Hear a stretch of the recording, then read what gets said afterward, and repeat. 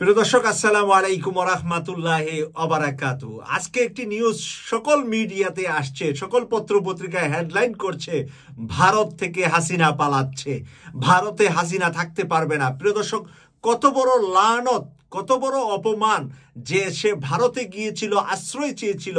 এখন আমেরিকা জিজ্ঞাসা করেছে ভারতকে, হাসিনা কতদিন থাকবে তোমার এখানে এবং সে কোন স্ট্যাটাসে আছে। সে তার তো ৪৫ দিন পার হয়ে গিয়েছে। একটি মানুষ বিনা ভিসাতে কোথাও গিয়ে ৪৫ দিন থাকতে পারে, তারপরে আর আইনে তার থাকার কোনো ওয়ে নাই। তাহলে সে কিভাবে ভারতে আছে? আমেরিকা যখন জানতে চেয়েছে তখন ভারত বলছে হাসিনা চলে যাবে শীঘ্রই ভারত থেকে। তাহলে ভারত হাসিনাকে রাখতে পারছে না, যাকে এত বড় খুনি, এত বড় দুঃশাসনের জন্য ১৫.৫ বছর তাকে দুধ কলা খাওয়াইছে ভারত। আর সেই ভারত এখন, এবং ভারতকে এত কিছু শেখ হাসিনা দিল, আজকে সেই ভারত তাকে থাকার মতো জায়গাটুকু দিতে রাজি হচ্ছে না। তাদের নিজের রাষ্ট্রের নিরাপত্তার জন্য এবং রাষ্ট্রের অর্থনৈতিক সুবিধা থেকে, যাতে করে বিশ্ববাসীর কাছ থেকে ভারত বঞ্চিত না হয়। তাহলে দুনিয়া কত বড় স্বার্থপর! এই স্বার্থপর দেখার পরে, এই খুনি হাসিনাকে দেখার পরে আমার মনে হয় যে পৃথিবীর সকল রাজনীতিবিদরা শিক্ষা নিবে যে মানুষের উপর জুলুম অত্যাচারকারীরা কখনো মানুষের ভালোবাসা পায় না।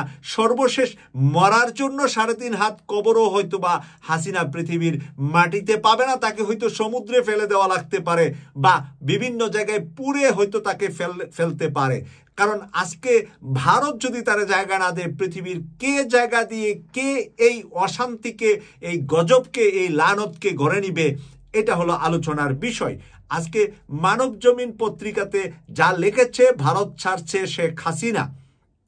প্রবল গণ আন্দোলনে দেশ ছেড়ে পালিয়ে যাওয়া সাবেক প্রধানমন্ত্রী শেখ হাসিনার পরবর্তী গন্তব্য কোথায়, এ নিয়ে কৌতূহল, নানা গুঞ্জন আছি। সর্বশেষ খবর জানা গেছে, যুক্তরাষ্ট্র ভারতের কাছে জানতে চেয়েছে শেখ হাসিনা কিভাবে, কোন ব্যবস্থায় দিল্লি অবস্থান করছে। যুক্তরাষ্ট্র ভারতের কাছে এই কথা জানতে চাওয়ার পরে জবাবে ভারত নাকি বলেছে খুব স্বল্প সময়ের মধ্যেই মধ্যপ্রাচ্যের কোনো একটি দেশে চলে যাবে তিনি।